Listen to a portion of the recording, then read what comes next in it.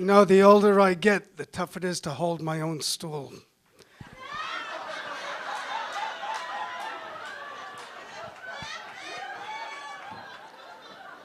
You're a very, very sick audience.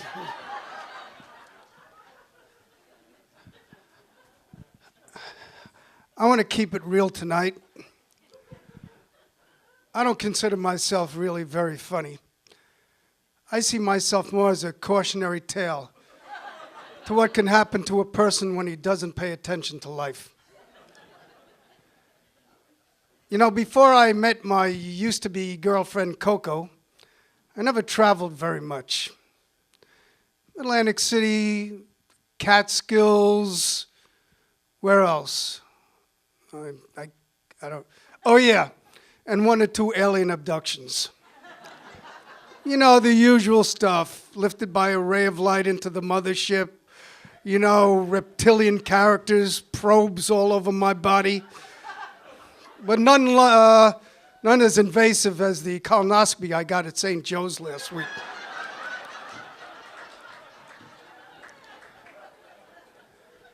So one morning I'm drinking coffee in the kitchen with Coco. I'm reading the paper. She's thumbing through a travel brochure on Bali. And I say, Coco, you know, I've been thinking, why don't we put off this trip to Bali for next year when I get, you know, a big fat tax refund, and then we can really do it up big. She turns around and she says, let me brainstorm that for a second. No! You promised me Bali. We were supposed to go next month. I'm saying, well, we can go next month, just not to Bali. I got a great idea for an inexpensive getaway. Oh, yeah? Well, let me tell you this, she said. I got a better idea. Why don't I take an inexpensive getaway from you? I said, no, I got a great idea. How about if we go to Cuba, the jewel of the Caribbean? And it's got beaches just like Bali. You got your sand, your water, your seagulls, fish, everything. And then at night we can go club hopping, you know, sipping Cuba Libres and dancing the Macarena. Besides, we should get there right now before the Americans come and ruin it. She said, what the hell are you talking about? We are the Americans. I said, come on, Coco. We're separated from most of the United States by the Redwood Curtain. We're more like Canadians. She said, just stop. You're a welcher. You're a sad little man.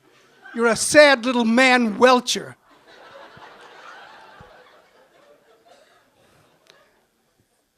And just to think I thought you loved me.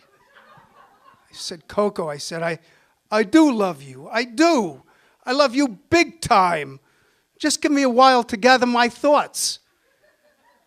She said, well, that's an improvement. I didn't know you had any thoughts. I thought you were thoughtless.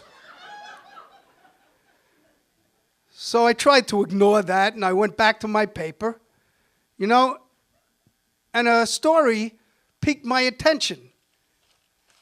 The headline said, Dateline Jakarta, Indonesian mom kills son over small penis.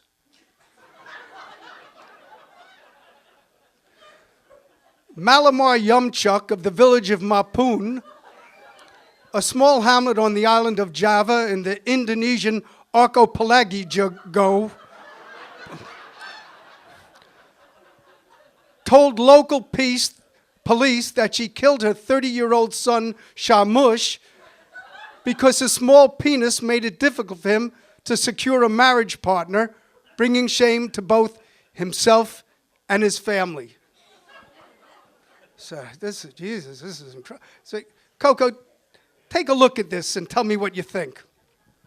Never heard of anything like this. So she looks at me, she said, you want me to tell you what I think? I said, sure. I think you should thank your lucky stars you weren't born in Indonesia.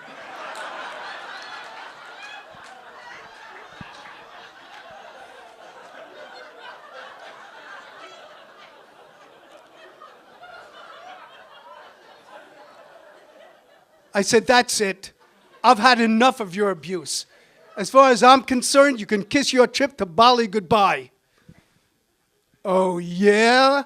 Well, Mr. Joe Cuba, in that case, you can pucker up your big fat lips and kiss my ass goodbye. I'm sorry, I know there's a young kid here. It's kiss my buttocks and say goodbye.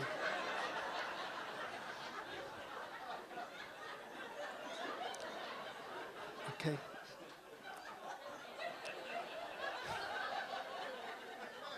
Then she packed her belongings and stormed out. Fortunately or unfortunately, our separation didn't last very long. I think we both realized that we're not going to let this little tiff destroy our codependent relationship. Coco moved back in, and she even agreed to go with me to Cuba, which almost, I told you it was going to get heavy. Because the night before the flight, Coco forgot to set the alarm, and the next morning we woke up late. I panicked. I said, Coco, get up, get dressed, get your luggage, and let's get out of here. Just as we were at the door ready to leave, she turned around and started walking away. I said, Coco, where are you going? She says, I forgot to freshen myself up. I said, what do you mean freshen yourself up? She said, I bought some mango coconut moisturizer, gluten-free, at the co-op, and I think it'll put me in a tropical frame of mind. I said, Coco, let's get out of here. You can put the moisture on in the car, because if we miss our plane, your mind might be in Cuba, but your body's going to be in Humboldt. Finally, we got going on the road, and I was speeding. I mean, I broke every world land speed record to get to the Arcata, Eureka, McKinleyville, Tri-City, gateway to the Redwoods International Airport.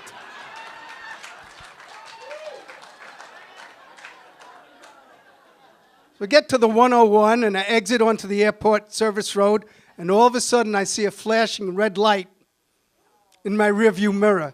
I said, oh, shit. So I pulled over, and out walks Officer Buzzcut Granite Jaw. And he signals for me to roll down the window, and he said, well, Mr. NASCAR, you and your lovely companion must be going to some really important place to be going over 20 miles per hour, going over the speed limit. I said, yes, officer, we were trying to get to the airport. I said, we woke up late and we're afraid we're going to miss our flight. He said, oh, yeah? Where are you flying to? I said, Cuba? He said, you mean that God-forsaken commie terrorist hellhole run by Fidel and Raul?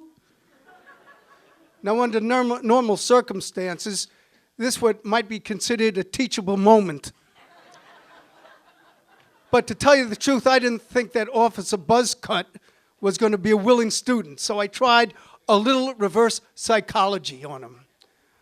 He said, you're absolutely right, officer.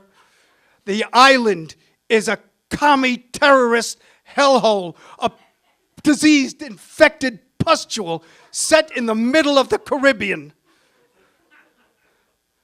Jesus. And to think that it was the United States of America that freed our little Cuban brothers, thanks to President William E. McKinley, the great William E. McKinley. And I said to him, you know, officer, you're right. You're right. I'm not sure why I'm going there. You know, God bless President McKinley, and God bless his statue, which now graces the plaza in Arcata. A statue that has been under the vicious attack of the leftist arnico, drug-satiated Jacobin radicals who dare call themselves Americans. I said, officer, I want to thank you for your service. You're a great American and a great patriot. I salute you. Semper Fi. He told me to shut the fuck up and slapped a ticket in my hand. In spite of all this nonsense, we actually got to our flight. We made our flight because they wouldn't leave until the fog lifted. So we finally arrived in Havana and we grabbed a cab to our hotel. And the thing that impressed me most during our ride was this enormous number of billboards with Raul, Fidel, and Che lining the highway. I've never seen so many billboards. Well, then there's Halayashi's billboards, you know. Hey, sometimes a groan's as good as a laugh. I gotta tell you that.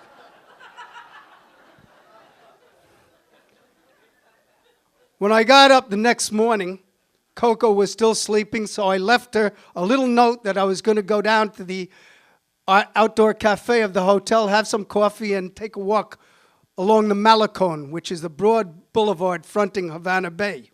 I must have walked at least 3 miles before I realized that it was close to 11 o'clock. And I said, I better get back before Coco gets alarmed. So I jumped into one of those pedicabs. You know what a pedicab is? Yeah, it's one. What is it? You remember? Or you're the kid who always raises his hand in class, even if you don't know the answer. What's a pedicab? Absolutely right. You get a Boulevard watch and we send you on a free vacation to Bali.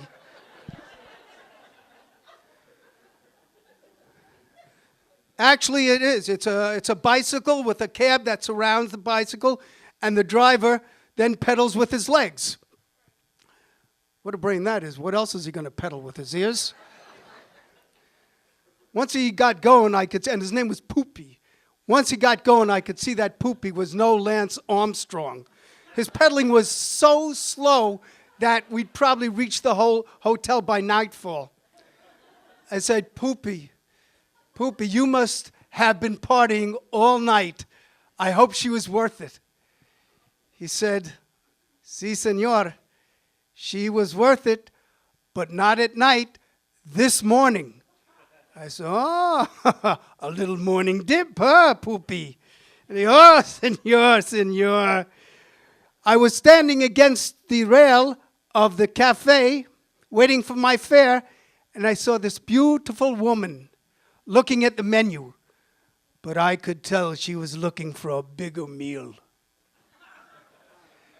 One thing led to another, and there we were in the hotel room, making mad, sex-starved love like a couple of animales. May Dios be my witness. I had to push her off just to get to work. I still have that smell of mango coconut all over my body.